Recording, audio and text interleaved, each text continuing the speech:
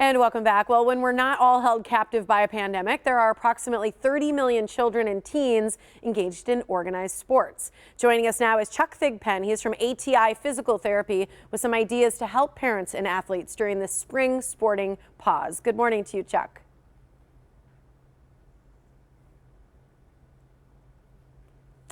Good morning, Chuck. What can parents do to sort of assess their child's overall load management during this time that they're sort of off from sports? You know, while kids are having a break from sport and they're at home, it's really an opportunity to stop and look at the calendar over the last year and think about how often are my kids playing sport. What we see, if they play more than 8 months a year, they're at risk of injury. So of a single sport.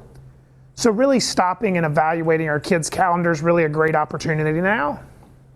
I think that's a great idea. It helps us really kind of look at, you said, like the whole of what they're doing. How about rest and recovery? You know, a lot of kids, we talk about sports injuries and things like that. What should they be doing now to prepare if they're able to go back in the summer? You know, I think right now during this time, it's a great time to maintain their physical activity. Heard your prior segment talking about playing tag. It's a great thing to be out. That kids should get 30 to 45 minutes of physical activity 3 to 5 times a week. So it's a great opportunity to do that and maintain their fitness, but also to maintain their flexibility and strength. There's a lot of good resources online as well as ATIPT.com. for what type of strengthening and stretching programs they can do to help prepare them for their sports. I think that's great. You know, I think there's a lot of conversation out there just simply about concerns for kids in athletics today. And are we truly seeing a rise in injuries among teen athletes? Is that real? We've seen a substantial rise over the last 10 years in kids' injuries related to sport, in particular overuse injuries. And actually, research out of the University of Wisconsin, Dr. David Bell, has published some very interesting stuff that suggests that sports specialization, playing a single sport more than 8 months a year, or too much load, i.e. playing a single sport more than the number of hours that you are old. So if you're 12 years old, you shouldn't play a single sport more than 12 hours in a week.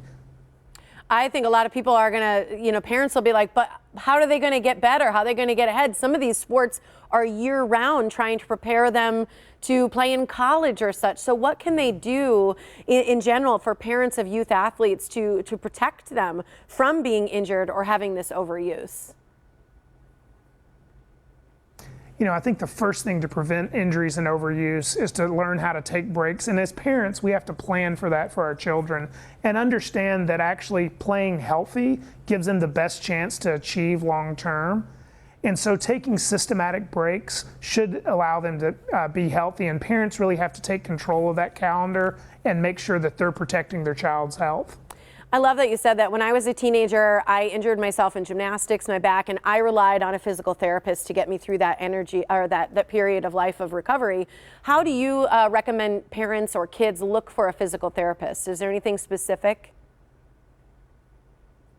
You know, when kids are injured, the first thing is to stop playing. Kids shouldn't be playing sports injured. We're not getting paid to do this. And when you do that, then you need to find an orthopedic specialist like a physical therapist to assess you. And do they treat kids, in your case, that know about gymnastics and back injuries? And then do they measure function over time? Can they tell you, hey, this is where you're at today. This is how long I expect you to get better and when you're going to get there. And then have the resources to provide your parents as well as the athlete a gradual plan to return to sport so they can take breaks to prevent injuries and remain in the game. I love it. Thank you so much for joining us. It's important that those injuries will stay for life. So we appreciate your time, Chuck. Thanks for having me. You bet. That website for more is atipt.com.